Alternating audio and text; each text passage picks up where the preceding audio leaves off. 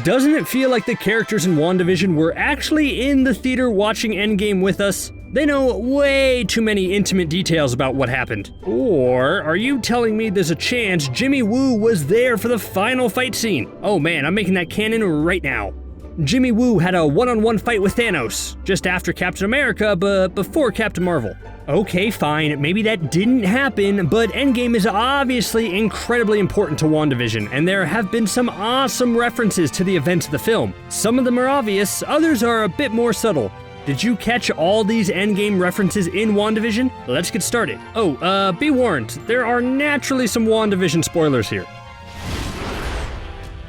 Episode 8 of WandaVision delivered bombshell revelation after bombshell revelation. Maybe that's just a poor choice of words given Wanda's first flashback. Let's try again. Episode 8 of WandaVision delivered surprising revelation after surprising revelation in regards to Wanda. The show has done a lot in developing Wanda's character more so than ever before, and has taken its time to fully explore the character's grief, rage, and her love for Vision. Because I think it's easy for us to forget just how recent this whole experience is for Wanda. To her, the events of Infinity War and Endgame just happened a few weeks ago, and Wanda's comments in this episode add on another tragic layer to this already pretty sad-looking cake. I've talked before about how Wanda has been dealt a 1-2 punch with having to kill Vision herself only for Thanos to bring him back instantly and kill him in front of her. But really, Episode 8 references Endgame and tells us it's actually a 1-2-3 punch. She tells the snooty and probably terrified guard at S.W.O.R.D. that she suddenly reappeared and found Vision's body missing. Not only did she have to watch her true love die twice, once by her own hand and once by a giant purple alien, but then Vision's body literally disappeared in front of her.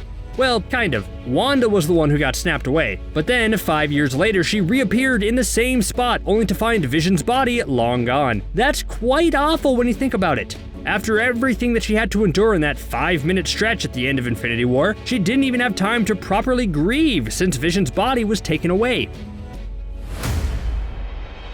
Recently, Paul Bettany made some waves when he revealed that originally he was supposed to appear in an Endgame post-credit scene that would tease WandaVision. Sure, he sounds like he was joking a bit because he said he really wanted to be in Endgame to collect the pay residuals, hey, which makes sense, but you have to wonder why a scene like that was cut. Sure, I understand the sentiment of not having an Endgame post-credit scene so that Endgame truly felt like the end of this era of the MCU before moving on to the next one. But on the other hand, something epic could have been done to really hype WandaVision and jumpstart the MCU's future. Bettany talks about how the possible end credit scene saw Vision in a body bag being taken somewhere. A few episodes ago, Hayward showed Monica footage of Wanda breaking into the lab and stealing Vision's body by force. At the time, we believed it because it made a lot of sense. Sure, we may have known Hayward wasn't winning any nice guy awards or anything like that, but we had no reason to believe the whole thing was fabricated. In fact, there were many, myself included, who believed Wanda's rampage through S.W.O.R.D. to steal Vision's body should have been the Endgame post-credit scene. Something like that would have been so awesome. Of course, after Episode 8, we know why that ultimately didn't happen since the scene wasn't real in the first place. So now I can't be too upset.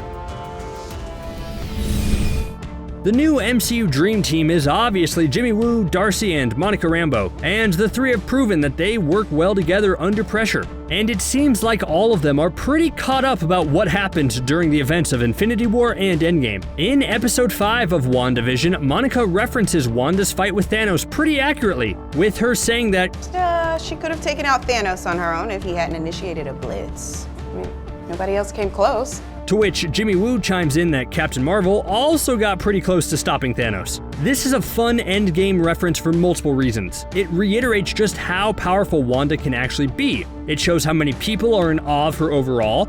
But really, should these characters be privy to these details? They talked like it was common knowledge that Scarlet Witch had an epic fight with Thanos that ended with Wanda almost winning before Thanos called in the airstrike. Like, really, it's a nice scene, but how do they know what happened? It's not like Wanda sat down and told everyone the story right after Endgame, and the way they talk makes it seem like they saw video footage of the event, which we know wasn't there. I think, again, the only acceptable outcome is that all these people were secretly there during that battle and got a first-hand look. I'd like to think Jimmy Woo had a separate one-on-one fight with Ebony Maw, one magician to another. Something that Spider-Man Far From Home kind of swept under the rug was the effects of everyone coming back from being snapped. The Spidey sequel played it off as more of a joke, with some band kids suddenly reappearing right in the middle of the gym with hilarious results. But the reality is actually much more scary and hectic than that. Can you imagine the mass panic and totally strange phenomenon of people just appearing all of a sudden after 5 years? Probably confused and have no idea what's going on? Well, WandaVision can. Episode 4 was probably the best direct reference to Endgame, with it beginning with Monica's reappearance at the hospital. The cool thing about this scene is that Monica hears audio moments from the important moments in her life. Now, was this just a way to subtly remind viewers that this was the same Monica Rambeau we saw as a young kid in Captain Marvel? Or was it to show that everyone who was turned to dust and then came back had a similar flashes before your eyes moment? And then what happened afterwards was complete pandemonium as everyone was running around like chickens with their heads cut off, trying to figure out what happened. To be fair, they were in the hospital, and I imagine patients who needed beds desperately 5 years ago suddenly appearing and there being someone in the bed now probably caused a lot of panic.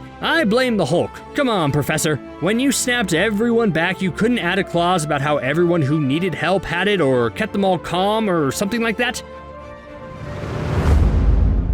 The snap left everything in disarray. I know Thanos wanted to bring balance to the world and spouted a lot of nonsense about saving resources and all that, but all he really did was make the world sad, as well as leave a vacuum for bad guys like Hayward to rise through the ranks of the government. Like, I know everything was random, but was it too much to ask for Hayward to be one of the blipped people? He's kind of a jerk. But maybe that's a bit unfair.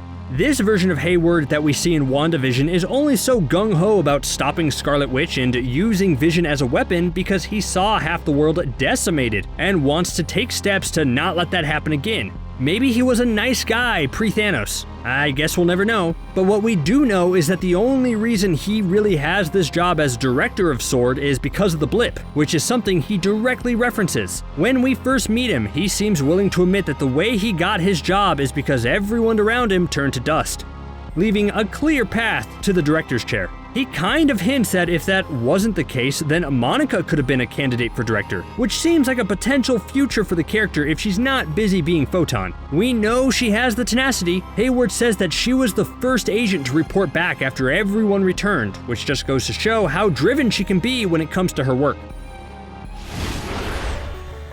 So although a lot of Endgame references have been direct conversations between people, there are some hidden examples as well. Sure, the MCU likes to be in your face a lot of the time, but they also like their subtle digs. Take Wanda's cereal, for example. In episode 7 of WandaVision, where they spoofed The Office, Modern Family, and Malcolm in the Middle, we saw Wanda in a depressed state. She was having a bit of a hard time coping with things falling apart around her after the events of Halloween and did what any sane person would do. Decided to lounge around at home and eat sugary cereal all day. But did you happen to notice this cereal that Wanda was eating? The name of it was Sugar Snaps, which sounds like the perfect nutritious breakfast for any growing witch.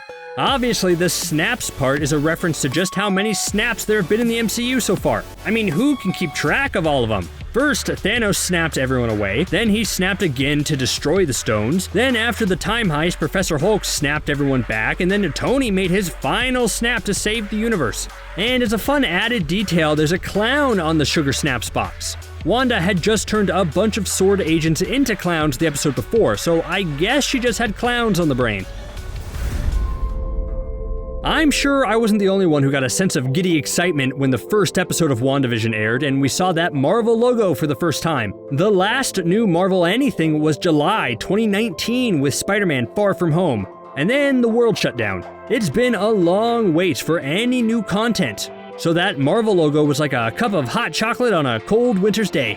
But did you catch the updated clips they used in it? This was the first official look at the new Marvel logo that incorporated clips from Endgame, and I gotta say, they chose wisely.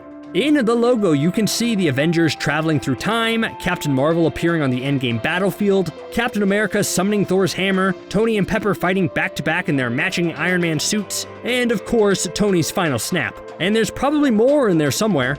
Can you spot any others that I missed? And it's funny, maybe I just don't see him, but I still can't spot Hawkeye anywhere in the opening logo. Come on, Marvel, I can't remember him ever being in the opening logo. Where's the respect? Dude got a whole new haircut just for Endgame and you still don't include him anywhere? Oh well, maybe someday. Okay, fine, this last one isn't technically an Endgame reference in WandaVision, but it's rather the surprise Stan Lee cameo. Come on, Stan Lee cameos pop up everywhere, so why not this list? In episode 7 of WandaVision, we get a new opening title sequence that looks a lot like The Office and the critically beloved but criminally underwatched Happy Endings had a baby.